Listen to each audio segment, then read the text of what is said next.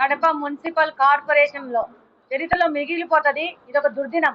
ఈ రోజు absolute majority ఉన్న వైఎస్ఆర్సీపీకి సంబంధించిన మేయర్ గారు ఏ విధమైన చర్చ లేకుండా, అజెండాలో ఏ విధమైన పాయింట్స్ చదవకుండా, కార్పొరేటర్లకు ఏ విధమైన అవకాశం ఇవ్వకుండా, వాళ్ళ యొక్క అభిప్రాయాలను చర్చించకుండా మేమన్నీ చదివేసినాము, ఎజెండా అయిపోయింది అని చెప్పేసి రెండు మాటల్లో ముగిచ్చేసి పారిపోయినాడు. ఈ భాగ్యానికి ఇంత డబ్బు ఖర్చు పెట్టి, ఈ మీటింగ్ పెట్టి, ఇంతమంది భాగస్వామ్యంతో ఇంతమందిని ఇబ్బంది పెట్టి చేయడం కంటే ఆయన ఇంట్లో లుంగి కట్టుకొని ఆయన బెడ్రూమ్ లో అయిపోయింది, ఎజెండా పాస్ అయిపోయిందని చెప్పుకుంటే బ్రహ్మాండంగా ఉంటది. కనీసం ప్రజాధనమన్నా మనము దుర్వినియోగం కాకుండా కాపాడుకున్నట్టు అవుద్ది.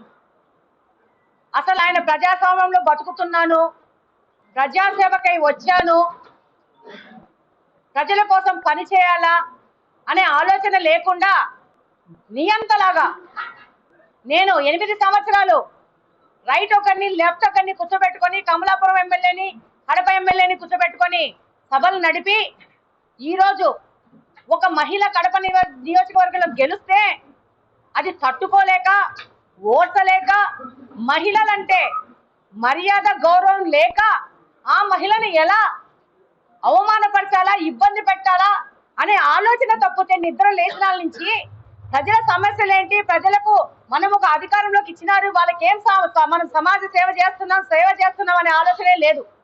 అవినీతి చేయడము, ఆయన కుటుంబ సభ్యులకి కార్పొరేషన్ సంబంధించిన వర్కులు కానీ ఆదాయ వనరులు కానీ కల్పించి ఈరోజు ఒక అవినీతి సామ్రాజ్యాన్ని ఏలుతున్నాడు గత 8 సంవత్సరాల నుంచి. ఈ 8 సంవత్సరాల నుంచి ఎవరు ప్రశ్నించలేదని కడప మున్సిపల్ కార్పొరేషన్ ని తను అక్రమ మార్గంలో రాసి పెట్టుకున్నాను, రిజిస్ట్రేషన్ చేయించేసుకున్నాను, నా ఇష్టం వచ్చినట్టు ఈ కార్పొరేషన్ చేయొచ్చనే విధానంగా ఆయన వెళ్తున్నాడు. కనీసం ఈయన ఇంత బుద్ధి లేకుండా ప్రవర్తిస్తా ఉంటే వీళ్ళ పార్టీకి సంబంధించిన పెద్దలు మహిళలను గౌరవించాలా, నువ్వు ఏం బుద్ధి లేకుండా ఇట్లాంటి పనులు చేస్తానని అని గడ్డి తినిపించి బుద్ధి చెప్పాల్సిన పరిస్థితిలో వాళ్ళ పార్టీ కూడా ఏ విధమైన ఆయన మీద చర్యలు తీసుకోకుండా అచ్చోసిన ఆంబోతును వదిలినట్టు వదిలింది. ఈరోజు మహిళల మీద దాడి చేస్తూ అదే మహిళల్ని సపోర్ట్ తీసుకొని వాళ్ళకి ఏమేమి లాభాపేక్షలు చెప్పినాడో మనకు తెలియదు. వాళ్ళకే మెజారిటీ ఉంది, వాళ్ళే ఎక్కి మాకు ప్రొటెక్షన్ కావాలని అనడము, వాళ్ళే నినాదాలు చేయడము, వాళ్ళే పోడియం ఎక్కడము, వాళ్ళే రచ్చ చేయడము. ఆ తర్వాత బాగా అన్నం తినేసి వచ్చి లంచ్ బ్రేక్ అయిపోయినాక ఇదే కార్పొరేషన్ లో ఇదే మీటింగ్ అటెండ్ అయిన పోలీసు వాళ్ళకి కానీ మీడియా ప్రతినిధులకు కానీ ఎవరికి ఏ విధమైన అరేంజ్మెంట్ చేయకుండా వాళ్ళు మాత్రం కిందికి వెళ్ళి చక్కగా భోజనాలు కానిచ్చి పైన ఉన్న వాళ్ళకి పప్పుచారులు పోసి తిని 3 గంటలు రెస్ట్ తీసుకొని మళ్ళా పైకి వచ్చి మేము చదివేశాం అయిపోయింది అని చెప్పే దుర్భాగ్యానికి ఈ పెద్ద మనిషి దిగజారిపోయినాడు. ఇది కడప నియోజకవర్గంలోని ప్రతి ఒక్క మనిషి గమనిస్తా ఉంది. మహిళలను అడ్డుపట్టుకొని రాజకీయం చేయాలనుకుంటున్నాడు. నేను గెలిచి 6 నెలలే అయింది, నాకు రాజకీయాలు తెలీదు. నువ్వు గత 20-30 సంవత్సరాల నుంచి రాజకీయాల్లో ఉన్నావు. నువ్వు భవిష్యత్తులో చిన్నగా వచ్చి ప్రజాసేవ చేయాలనుకున్న వాళ్ళకి నువ్వు చూపించే మార్గం ఇదా అని ప్రశ్నిస్తా ఉన్నాను.